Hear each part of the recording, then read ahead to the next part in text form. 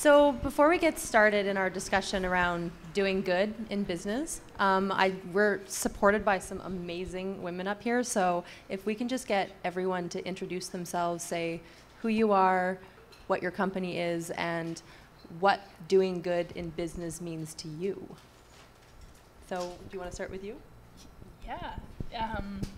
My name's Katie Jeans, and I have a company called A Little More Good, and we do two things. We are a sort of content platform dedicated to making it easier for people to create positive change, and we highlight good companies, good causes, and good ideas in your hometowns, basically, so like Vancouver or New York or San Francisco or wherever.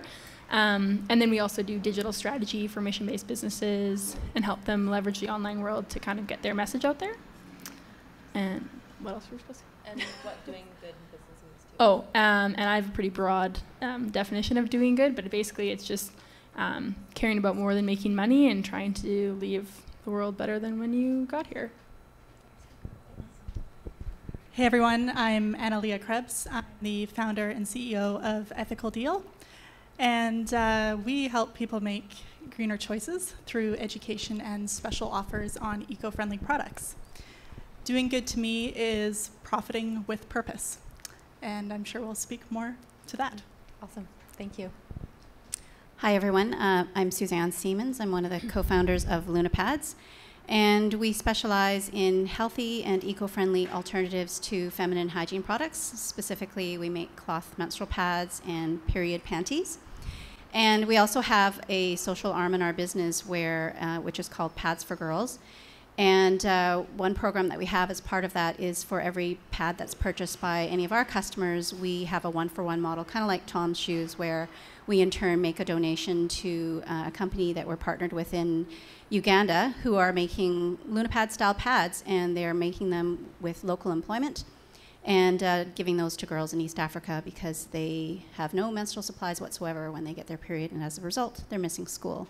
And most of us have heard of the girl effect and know the impact of girls getting education.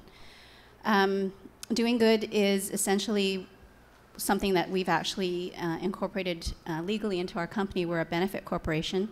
And in being that, we have adhered to some pretty rigorous standards around having a material social impact in everything that we do that impacts our stakeholders, being our shareholders, our employees, our customers, our suppliers, and the general community, and just making sure that that has a positive social impact.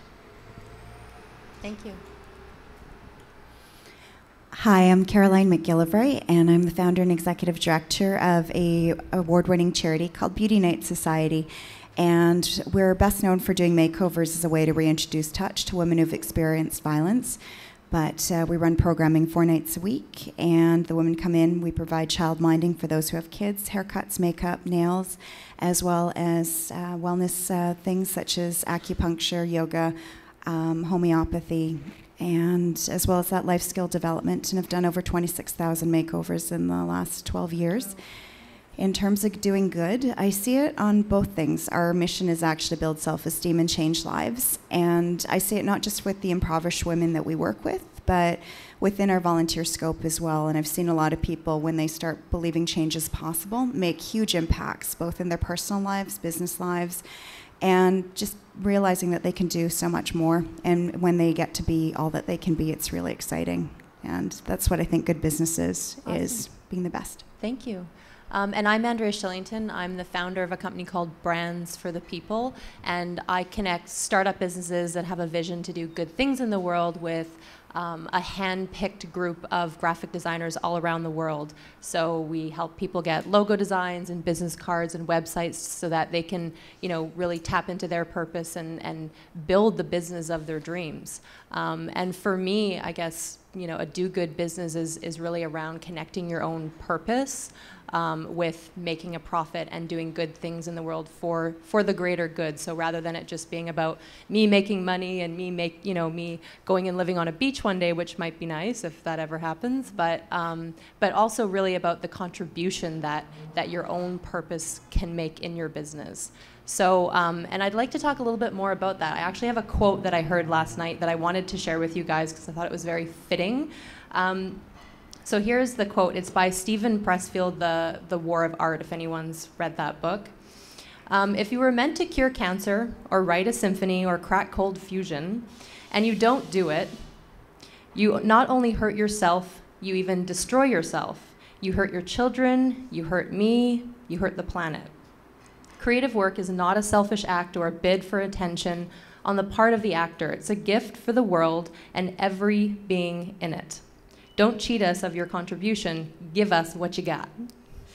So I was wondering if you guys could maybe speak a little bit about, how do you feel that you're living your purpose and your business, and how does that connect for you? When I first graduated high school, I'm 28 years old, so I started in entrepreneurship at 22. So back to high school, I was working in the financial industry, of all things. And that was an incredible learning experience, but it also really taught me about business. And at the time, I had this impression of, dressing up in a business suit and working downtown in the financial district and doing good on the side. So I was very active, volunteering. I was enrolled in community leadership programs, and that's actually how I ended up, when I went back to school, funding most of my post-secondary education, was because I was so involved in all sorts of community extracurricular activities. But I still had this impression of business is business, and I do good on the side, on the weekends and evenings. But that's what I thought the reality was with my first introduction to business after high school. And then there was this student club. At the time it was called ACE, now it's called SIFE, and I think it's called something else now again. But they were a student entrepreneurship club, and through that extracurricular activity, I was able to run a small business while I was at BCIT, and the profits that we made from that business went to doing good.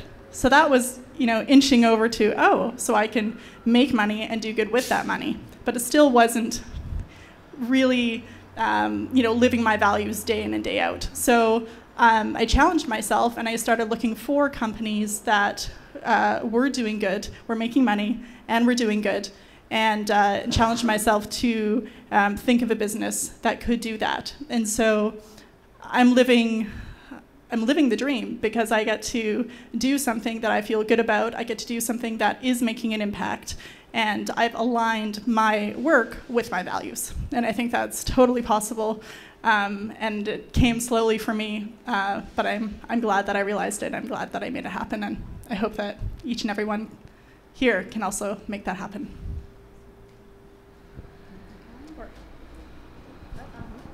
Would you mind just speaking into the moment where you're like, I'm going to do it?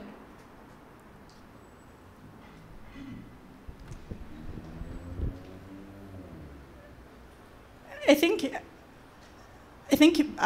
since I was 15, I started doing informational interviews. So I would look through the paper, and someone's story would inspire me, and I would call them up, and I would take them out for coffee. And so I was always very interested in seeing how someone got to where they were and what their story was, and so I learned a lot from that process. And a lot of what they had told me was, just do it, just start. So the learning experience that I had with running the micro business during my post-secondary studies gave me the confidence in a safe environment while I was still at school to know how to run a business, and to realize that it was really just about getting out there and doing it. So that gave me the confidence to realize the vision that I had at the time, and start what was then called The Change, and what evolved into Ethical Deal. But it was really just about having mentors, I guess, that encouraged me, and then having that safe experience during school, running this micro business, that gave me the confidence to pursue what I wanted to do. Anyone else want to share their story? Just to speak about having when you decided to start it, my story is a little bit different. I was actually at rock bottom when I decided to start A Little More Good. I used to work in a lab at VGH doing research on cognition and exercise, and didn't really like research, but then I decided to leave that and go work at a different startup which fell apart in 6 weeks. I had made the crucial mistake of telling everyone who would listen, anyone who would listen, that I was going to be rich and it was going to be amazing and this company was so cool and I was the COO. And then 6 weeks later, I had to call my parents, borrow money, call my brother, get a job. I went from being a researcher to a bike rental person. And I just figured, it really couldn't be any worse than this, so why not give it a try? So I don't know if there's really like a perfect time to start, but I agree with you just saying like, just start. I'll speak into that because for me, my background was working with big corporations. My deal sizes were like $1 million to $5 million, and I was living in the Middle East, and after the whole Jimmy Choo purse and all that kind of lifestyle, right? And I loved branding, and it was really fun to walk into a creative agency with all these awesome people every day.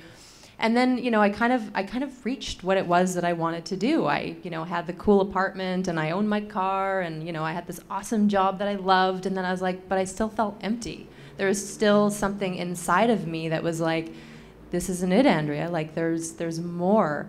And then it wasn't until like my whole life turned upside down and I found myself back in Canada, at my parents' house. And, having to go through almost the biggest trauma of my life to really listen to that voice finally. And I came to Vancouver and I started meeting all these amazing people who genuinely wanted to change the world. And I knew that I loved branding, but I just didn't really I didn't feel passionate about serving the people I was serving. So I decided, you know what, these are the people that need my help, but they can't afford $10,000 or $30,000 when they're setting up this business. So I kind of left it up to the universe and really to create an idea that would really kind of completely disrupt the industry in the way that it currently works. So mine also came from a low point, and actually I had to take the leap because it was like, the universe was like, this is where you are, Andrea, so you got to make it work. Anybody else want to speak to there? Because I know you have a pretty interesting story as well. Sure. I wanted to do Beauty Night, but it was supposed to be my Rich and Famous project, so I didn't think it was going to start till I was in my late 70s when I was rich and famous from acting. And I had a really tough instructor when I was at theater school who had me in tears, which anybody who's ever been to acting school, it's like therapy in a lot of ways. And one day I was basically curled up on my side in fetal position after bawling my brains out after a pretty intense session. And my teacher said to me, "Lady, when are you going to realize you're really, really smart?" Because I was always the not so great kid at school. I was painfully shy. I always felt like I was on the outside looking in. And so I started looking for projects that I could do. So acting-wise is a way to stretch. So I wasn't playing the ditzy cute girl anymore. So a friend of mine from theater school ended up writing a script about a girl who wakes up on her 19th birthday after overdosing on crack and asked me if I'd be interested in playing her from the age of 14 to 19, where she goes from middle-class suburban girl to downtown East Side sex worker drug user. So I started volunteering in the East Side just to do research. And one night when one of the ladies came in, she'd had a pretty awful day. I asked her, "Did you want food?" "No." "Do you want us to call around for shelter?" "No." "Do you want us to call 911 or victim services so you can get some help?" "No." And finally I asked, "What do you want?" And she said, "I want to feel clean." So when a shower came available, we gave her a towel. She went and showered up. Afterwards, she was rummaging through all the stuff and found a curling iron in the donations, plugged it in, but couldn't get her arm up to curl her hair because her arm was so battered. So I couldn't stand watching her anymore. So I offered to do it for her, and the next thing I know, we were killing ourselves laughing because I was really bad at doing her hair. And it changed my life. And from there, I just started thinking, what happened if you got people who knew what they were doing? It could be really amazing. And it just grown from there. And other than that, just got really popular, where more and more of the women started calling me the beauty lady and asking for the services. Awesome. So I needed to do something to help them. Awesome. Do you want to share yours too? I'll be brief. I guess similar to the three of you, I had a kind of a breakdown at work, kind of feeling like my life here is really not fulfilling. And I went to business school 20 years ago, and there was no mention of social entrepreneurship back then. And it wasn't even on my radar at all, but I knew I wanted to do something in business, and I wanted to do something that was fulfilling my values. And so I met Madeline just by chance, and we really hit it off, and we had complementary skill sets. But again, it wasn't this kind of notion of, oh, we've got to help and save all the girls in the world. It was just something that came to us as somebody writing us a letter saying, did you know? So I think what I just want to add to that is that you may not know exactly what your passion and what your calling is, but you know you're looking for something, and it doesn't have to be super clear. It can evolve over time. And the way it has evolved for us is just now so crystal clear. Mm-hmm. Awesome, thank you. My next book that I'm going to write about is kind of on this topic. So I love hearing this kind of story. And what I think is so cool is that everyone has such a different path to sort of discovering your purpose and really, being in alignment with yourself and in your business and what it is that, we spend a lot of our lives doing, right? From a very feeling completely lost in your life, or you're down in the worst situation of your life, and that's when it comes to you. But I guess the sort of underlying theme here is there really is that calling, that moment. So listen to that voice. How are we doing for time? We could take some questions. Okay. We're kind of awesome. getting to that time. Okay, good. So we'll throw it out to the audience. Anybody have any questions around?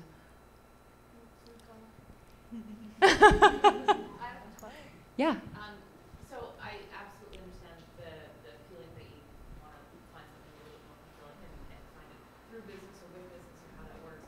And my struggle has always been where to start and how you start getting connected with ideas, how somebody writes you the email, or how you get that. And I've been searching, keeping my eyes open for a good couple of years now.